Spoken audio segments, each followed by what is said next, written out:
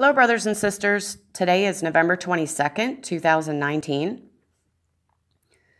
I've shared in the past how I had a vision of seeing Abraham Lincoln, and then I had a vision right after that of seeing a rainbow. Well, this morning upon awakening, I was saying these words loudly. Lincoln, caveat, and powerboats. So I had to look up what caveat meant. And a caveat is a warning. When someone adds a caveat to something, they're telling you to beware. Maybe what they're telling you comes with certain conditions, or maybe there's something dangerous lurking. Then I looked up military powerboats, and there are American military powerboats. And then Brother Sam sent me this picture.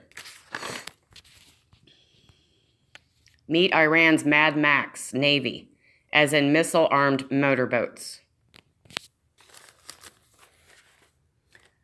I've also shared in the past a dream I had of running down a street and seeing devastation everywhere. Then I heard a song coming from the sky. It was the song by Mike and the Mechanics, Silent Running. I looked up at the sky, and I saw a cloud in the perfect shape of a heart, which I believe represents rapture. So just today, someone commented on the video I did in the past of the vision of Abraham Lincoln followed by the rainbow. And they commented, silent running is a submarine term for when a submarine is trying to be especially quiet. So I found that to be a confirmation from the Lord as I just received the words Lincoln, caveat, and powerboats this morning. And that video this person commented on today is an older video. I've also shared in the past a dream I had about a widespread panic. And in the dream, I knew it was my birthday. My birthday was yesterday. Also in the dream, I knew that the widespread panic would happen in Altamont. And Altamont means high hill. So yesterday, a brother in Christ commented on one of my videos to go and watch Marfoogle News. And the video he told me to watch, this video came out yesterday on my birthday. So I went to go and watch Marfoogle News, and this man, Terry Rempel, is the one who came out with the Cascadia white paper. And he is basically saying that he believes, based on scientific evidence, that the Cascadia will go within 3 weeks. And that the volcanic processes that will release the Cascadia megathrust earthquake have been underway for roughly 8 months.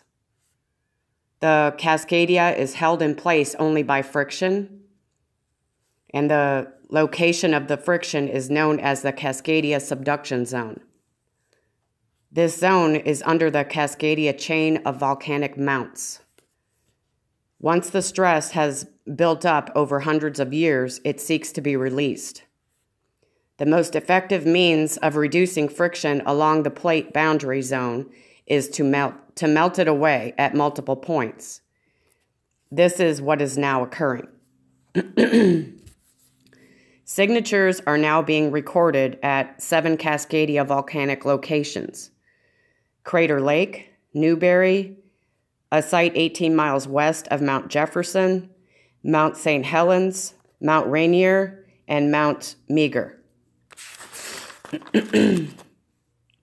He also noted an increase in the numbers of small earthquakes being reported at widespread volcanic locations across western North America. The latest science from sediment sampling says that when the Cascadia goes, it usually goes for the full length, as it did in 1700. And scientific research estimates the 1700 earthquake at a massive 9.3 magnitude. Immense pressure is required to create that size of an earthquake. If the Explorer Plate and the Gorda Escarpment are included in the length, then about 950 miles of plate subducts all at once. And since we are overdue compared to the average by 76 years, it may be higher than a 9.3. So that's 9.3 affecting up to 950 miles with a high level of probability. And on November 6, 2019, 200 trillion tons of molten liquid carbon was discovered in western USA under the crust.